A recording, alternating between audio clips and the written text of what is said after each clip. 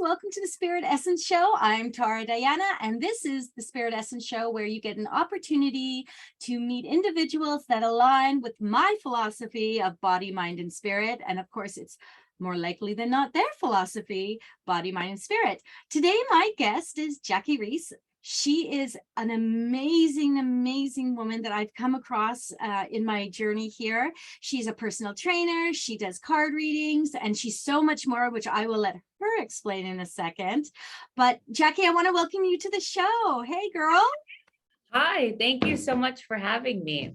I am so excited. And you know what's so funny is that she's 3 hours ahead of me. And apparently I don't know how to tell time zones from each other. So I was waiting patiently for her earlier.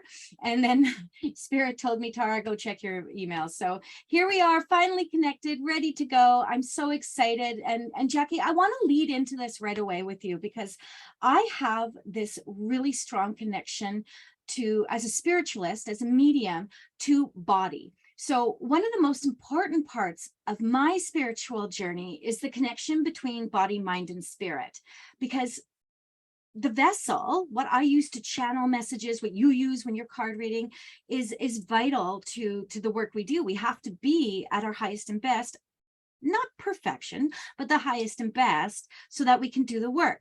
Can you tell our viewers, our subscribers, a little bit more about who you are, how you came to be a personal trainer, and why is that your passion? Yeah, so again, thank you so much for having me on. So my name is Jackie Reese. What I do is I am a spiritual wellness mentor, meaning I help align mind, body, and soul. So no wonder we were so aligned. Right? My focus is mainly like on the body, but of course I work with the mind, the soul, because I look at them like a triangle. And for me, the mind is really on the bottom. I think whatever that you want to do, it really starts in the mind. But anyways, the way that I got into it is I was on my personal weight loss and spiritual journey about like 5 years ago. So that's kind of when I had my first awakening and I connected with my spirituality. And that's when I was finally able to release the weight, in a sense of like, it was different that time. It wasn't really following a fad diet. It was organic. It was holistic, because I finally aligned mind and soul. And I finally released all of these negative thoughts that were in my head. Like that we've been taught from the industry. And I work with a lot of clients now that they have the same beliefs, and I think that really clearing these ideas and thoughts out of the mind is really the first step. And then step 2 is really releasing all of the thoughts that we were taught out of there, like that leads us in, like with all the fad diets and the supplements and all of these things. Like, it's just, the industry is very clogged. So I like to take a whole different approach on it, and it's very holistic.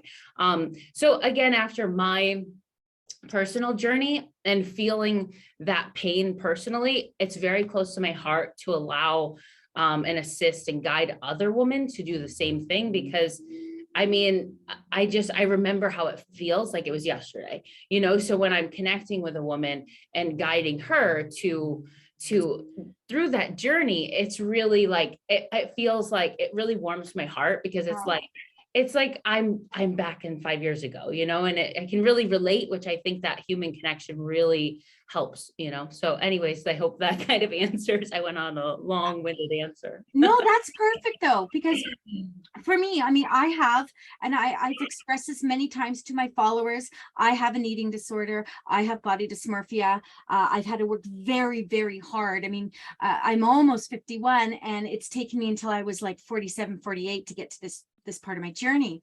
One of the hardest things for me personally, and what I think is really hard for others to kind of dance around, is the idea of what healthy eating is and how it relates to a healthier body.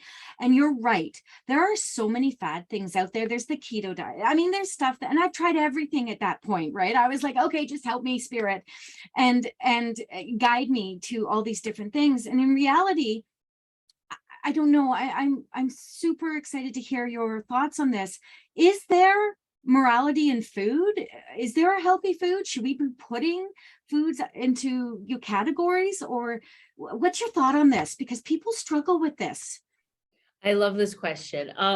So for me, the way that I align things in terms of the nutrition part is my nutrition part is called Nourish Nutrition, because I think you should really focus on nourishing your body, your temple. But I don't think there's anything like healthy, like and unhealthy. I like to look at everything as equal. Like there's nothing that's bad, because back on my weight loss journey, I was restricting. And when I was restricting, it would lead to binging and emotional eating. And it's just this yo-yo, this constant, oh, and then, like when you're depriving, you want the things even more. So for me, I don't like to label foods good or bad. I like to say, okay, these are healthier, these are healthy, and that kind of thing. And yeah, sure, there's things that aren't so good for you, but I don't do any restriction. I allow my clients and myself like food freedom to have whatever you want in moderation. And we focus on like an 80-20, like 80% healthy and then 20% like whatever you want. And that's kind of how we plan out the week. And I find that when you give yourself that freedom, that's when it really, like the cravings leave, the binge eating eats, or the binge eating leaves. It's all just crazy how that happens. So I'm going to say this though, you are bang on, sister. And the wording that you use that really resonates to me is food freedom. Damn, that is, I need to have that tattooed, right? I need to have that tattooed on my forehead. So when I look in the mirror, I'm like, it's okay, Tara. Just have one. You don't need to have 30. Exactly.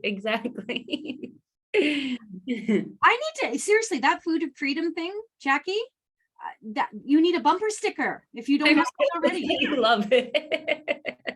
But it's freeing. It really frees the mind too. You know what I mean? And like, if I say, oh, I can never have this, because I can have whatever I want.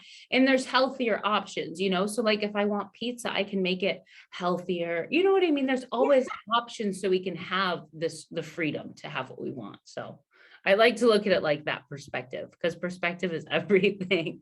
Right? 80-20. Big deal too. And as soon as you said that, it took me back to England when I was over there at the Hogwarts for spiritual people at Arthur Findlay College. And they were talking about messages, and they were talking about, 80% is evidence, 20% is the message. I was like, where am I? Who gives 80% of evidence? I mean, we're evidential mediums, but who wants to listen to grandma being described to you for, 20 minutes? And then the last 10 minutes, she tells you how happy she's seeing you and she's proud of you.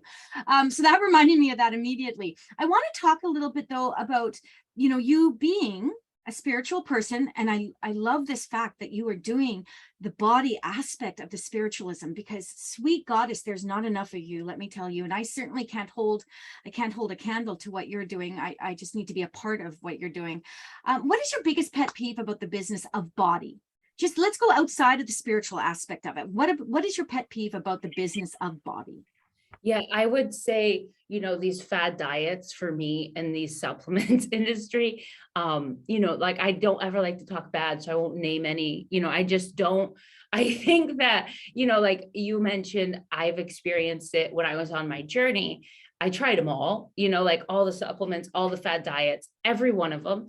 I won't name any, but it's like none of them worked. And what it did for me is it actually created a toxic relationship with food that I feel like I had to retrain my mind, rewire my mind to release these beliefs. You know what I mean? So I could create new beliefs like, oh, this is okay to have ice cream and this is okay to have pizza, because the industry really, it's very toxic when it comes to those things. And that's all you see in the marketing is these products being pushed and these diets being pushed. And that's really, and people don't know any better. They're not educated in that realm of like how to fuel my body. So they're like, okay, let me try it. And then it really is creating that. So I would say that is number one for me for sure. I want to say this. We are in the era of having everything quick fixes. Telephones are on our ears all day long. We have constant communication. And let's be honest, the advertising is going into our subconscious like nobody's business. And because people are fearful, and I love this. I just glanced over and I see work harder. Yes, but here's my thing. They don't want to. They want to have the quick fix. And most of the time, Jackie, I really do feel this. Most of the time, people have come into a space of desperation. They've hit that point. You know, my journey of desperation with my body came in my 20th anniversary, July 15th, 2020. I hit that point where I said to my husband, I can't do this anymore. And it wasn't from a place of vanity, although I am very vain, but it wasn't from a place of vanity. It was from a place of, I can't be authentically who I am if I'm unhappy every time I look in the mirror. And one of the things that people would say, and they still say this to me, so I've lost 90 pounds since August 2020. And yeah, thank you. I'm very proud of that. And I waver here or there a little bit, but I'm in a good place with that. But something that people would say to me a lot, and I just want to kind of bring this to the viewers' attention, was, you're beautiful any way you look. You're beautiful inside and out. I never thought I was ugly. I never thought that I wasn't a good person inside because I was a 𝐒𝐞𝐚𝐥𝐢𝐫𝐢. I thought I just didn't like the way I looked. I like to, you know, wear certain things, and I wanted to be that was for me. So I wasn't doubting who I was as a person. I was unhappy with how I was presenting. And I don't think there's anything wrong in feeling that. I don't think there's anything wrong in wanting to do better, to be better, to work within your parameters. So hey, let's go to this. On that note, ready? Give us your favorite hack in terms of exercise and healthy weight loss. Go, Jackie. Okay, I love this question. First of all, congrats on losing that because I know that takes a lot of work, you know, and the hardest part is really maintaining it, because it's easy to go back to that old identity, you know, so that's amazing. And just to respond on your view and everything, I don't think it's at all vain. I think that's where your confidence comes from, is your body, you know, and I think I'm all about self-love and loving yourself every step of the way. But I do think that, like, once you're at that place where you feel confident, mind, body, and soul, I think that, you know, you feel, people will say you're magnetic and all of that kind of thing. So I do think that's important. But to answer your question, so your question was, what is the #1 hack for weight loss? Yeah, give us what you think is a great exercise or healthy weight loss hack, something that someone could do to start the process quickly. Because remember, we are in that phase of everything has to happen now. Okay, I love that question. So like we talked about, there's no quick fix, right? But I do think that nutrition is 90% of your results. So if you want fast results, I think that you really dial in here, with it being 90% of your results, focusing on like high protein diet, moderate carbs, moderate fat, and really looking at like your calories in, your calories out. So if I have, like, you know, an upcoming beach retreat in like a month, then that's kind of something I'll really focus on to get in tip top shape. I'll look at my calories in versus my calories out. At the end of the day, that's it. Like, it seems basic, but that's really the magic sauce for weight loss, is how many calories am I burning and how many calories am I putting into my body? So really tracking that, like I use an Apple Watch, I track my steps, I track all of that thing. I think that can really help. And I think tracking your food, those two things hand in hand, I think are really, really helpful, and really focusing on the nutrition part is key. I love that. I love that because food is so important in what we grab, how quick we are to grab whatever. And so I'm going to give you my hack. One of my hacks to keep me on a healthier path, because I love chocolate. There is no chocolate that Tara doesn't love, unless it's fake chocolate. And so Tara will gravitate, you know, Halloween's a big time for me. So I'm eating a lot of chicken right now because I need to be full so I don't go to the next space. So my hack is this: keep it simple. Keep it simple. If you want to be in a calorie deficit, then keep it simple. Take the whole foods, 1 ingredient foods. You can have the other stuff other times, but if you're trying to, you know, maybe jumpstart something, go to that 90% of what you eat being in the more fulfilling, higher protein, healthier whole grains. I don't know what I'm talking about, but that's my point. Is you eat the one ingredient foods and less stuff within your body to process. I love that. And I think that that's so key. You know, I think that some people make it so overwhelming, and it doesn't have to be, you know, like really keeping it simple, keeping it, even if it's like consistently like similar, you know, like not, it doesn't have to be the same, but sometimes that works for people because it just creates a routine. Me too. So I speak from experience. Totally does for me. It's crazy. Mike's like, are you not sick of rotisserie chicken? I'm like, hell's no. I don't have to cook it. It's easy. Get rid of the skin. I said, I put it in everything.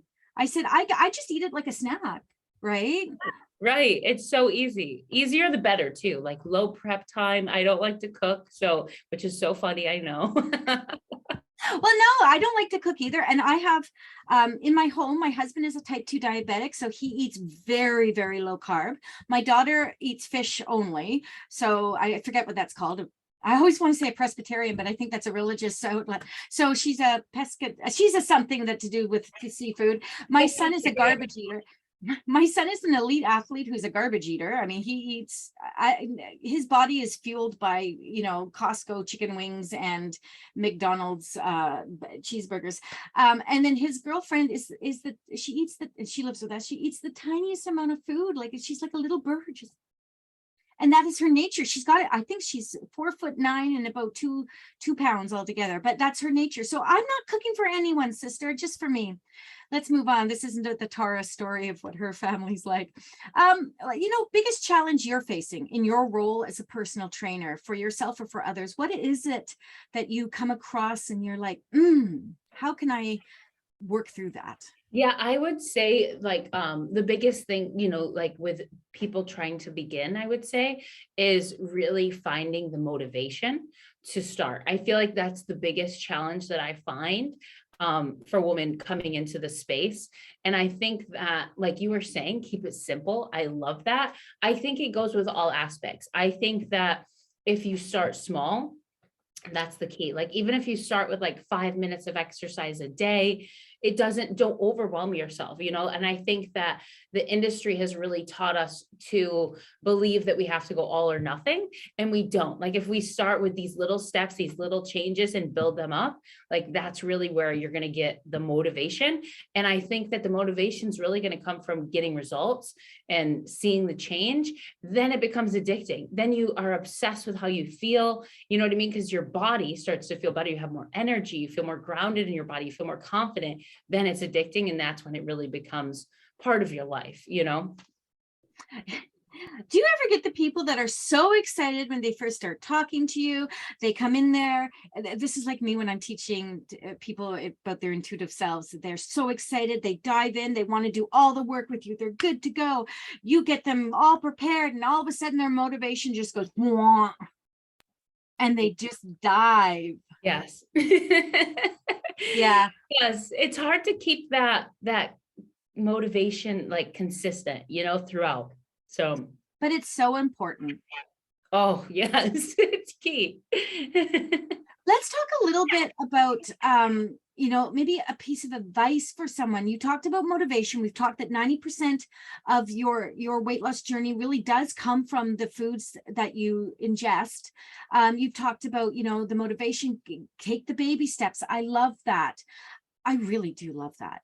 Because I feel that sometimes when people go all out, they end up in a gym or they end up with a personal trainer, and it's hard. And sometimes how hard it is a deterrent. It's like, okay, wait a second. I know I have to work harder. Everyone see Jackie's work harder. I know I have to do that. But this is hard. So is there one piece of advice that you would give to someone starting out in their fitness journey that would be beyond the food, beyond the, is it baby steps, Jackie? Is it love yourself enough to do it? I would say those two things. That's exactly what I was going to say, was really loving yourself enough to do it and knowing like that you deserve it. You are a priority. I think when you put yourself first, I think that everything else really like gravitates to you. You know what I mean? Like your body is really the foundation. It's your, like you said, it's your vessel, it's your temple. So I think that like really loving yourself enough to prioritize yourself, even if it's 5 minutes, like it really does make a difference if you start your day with 5 minutes of movement, whatever it is. And really, this is my other thing, is finding something you enjoy, I think is key. So if you like to dance, dance. If you like to run, run. If you like to walk, walk. Yes, there's different types of exercise that are, I would suggest over others. But I think the key is really getting that habit, that consistency. And at the end of the day, you really just want to move your body and get some calories burning. So that would be my number one piece of advice, because I do work with a lot of beginners. And I've been in the industry like 9 years now. So those two would be my top thing. And of course, start small is definitely a key one as well. I think that's good. So let's do it. Let's do this right now. Cardio versus weight training. Go. I love this question. Okay, so strength training all the way. I like to tell clients strength training is double as important as cardio. Cardio is still important, but what happens is when you do strength training, you build muscle. Meaning like every day, now I'm going to build more, I'm going to burn more calories on a daily basis because I have more muscle. My body becomes like a machine and I'm just burning, burning, burning. And then of course, as you're losing the weight, your body becomes toned, it becomes sculpted the way that we want it. So that's when we're really going to be able to get like the arms, the core, the glutes that we desire, is through adding in the strength training while we're losing the weight. Now, not that cardio is bad, it does help you like burn fat and all of that kind of stuff, but I do think that supplementing together, not just cardio, and you know, really focusing, prioritizing your time more on focusing on strength training. So almost like maybe an 80-20 for the cardio strength training, like 80% being the strength training, 20% being cardio. I like that. I've never really given it a percentage, but like if I was to, I would say it would be right about there, like a 75-25, 80-20. Yeah. I like it. What's interesting is so at my heaviest weight at 250, I was doing half marathons. And I destroyed my Achilles, and I'm not having surgery because I'm just not having surgery for it. So I rest it quite a bit. And so I do a lot of strength training, and I love strength training, and I have to listen to like heavy metal music. I'm not talking like death metal. I'm talking like hair bands. I'm old, right? So it's like all the Def Leppard kind of heavy metal stuff. I don't even know if that's considered heavy metal now. Now that I listen to it, I'm like, that didn't sound so bad. Why was my dad so upset? But I like listening to that, but I have 3 dogs. And to my fellow listeners and everyone, they all know my dogs. I have my 18-year-old dachshund Cookie. I have my 10-year-old Havanese Sammy, and I have my beautiful, gorgeous pain in my Badinsky pit bull Honey. And so I do all my cardio there. I don't do any cardio at the gym. Maybe if I'm I do a lot of stuff at F45 just because it's convenient and I don't have to think. And Waldo, the owner in Highgate, Burnaby, he always plays the great music that I love from my like era. So I do all my cardio with my dogs. And I love that. I pretty much do as well. Yeah. Because you know what? I think at that point, you're making it fun. Like to me, it's mindless to walk my dog. And at this point, I'm more in like a maintenance stage. So I don't need to do cardio. You know, I do it because I like to ground. I like to walk, connect with nature, and hang out with my dog. So I feel like for me, I enjoy it. And I think that's really the key, you know? What kind of dog do you have and what's its name? I have a lab mix. His name is Bentley, and he just had a little bath yesterday. He has this little pumpkin scarf on him for Halloween. He's so cute. Oh, I love that. It's Halloween, and I took out Cookie is 18, and she's a dachshund cross. So she looks more like a I don't know, a Shih Tzu or something with the short legs and the long body. She's so cute. And I brought out the Cookie Monster costume from many years ago, and I swear she tried to attack me. She's like, I'm not having it. Don't even try. I'm too old for your nonsense, lady. Back off. So yeah, I love my dogs. I do. I think I love them more than almost anything in this entire universe. Jackie, I cannot thank you enough for being on with me. I loved you from the moment I met you. I knew that we were going to do some work. We've come across, both of us have come across some beautiful people in the last few months that we get to work with, and I'm going to meet you in person. Where are you located? Yes, I'm so excited to meet you in person and everybody. So I am in the US in like Washington, DC area. Oh my goodness. Yes. Somehow I found myself on political TikTok, and political TikTok doesn't care about Canada. It cares about the United States. Oh my God. I keep trying to get out of political TikTok because it's scaring me. I'm going to meet Jackie in person. We're going to a retreat together in Connecticut. We are going to do some powerful work with each other, with the rest of the ladies that are coming to that. Andrea Franco, take a look at her stuff. She's pretty amazing. Come and check out Jackie with me. She's going to be doing some work with me in January. You guys do not want to miss out on what I'm putting together. And I'm hoping that Jackie is along for that ride. She's a beautiful soul, and I'm grateful for today, Jackie. Oh, thank you so much for having me. This has been so amazing. Jackie, tell us how they can find you. They want to do some stuff with you. Yes, of course. So I am on all platforms. I would say the best way to connect with me is on Facebook. At Jackie Reese is my Facebook name. I have a group, and I also have YouTube. I have Instagram and TikTok. Instagram and TikTok, it's 𝐒𝐩𝒆𝒏𝒕𔥺.fitness. So it's JAXED. So yeah, that would be the best way to connect with me. And I'm going to invite Jackie to come into our group, the Spirit Essence Collective. I'm going to ask her to come in there, and once in a while, if she's feeling the urge, if she has the time, I'm going to get her to pop in there and give us some motivational tips on how we can get ourselves moving and shaking and get ourselves back into that place of feeling empowered in our vessel. Thank you so much. You're welcome, gorgeous. Thank you again. Friends, check us out. She's given you the email. She's given you the Facebook. Or maybe she didn't give you an email, but I've got it for you. I've got everything down below. My lovely assistant, Vanessa, is the key to my existence, and she will put everything down below. So thank you again, Jackie. I love you all. Bye, guys.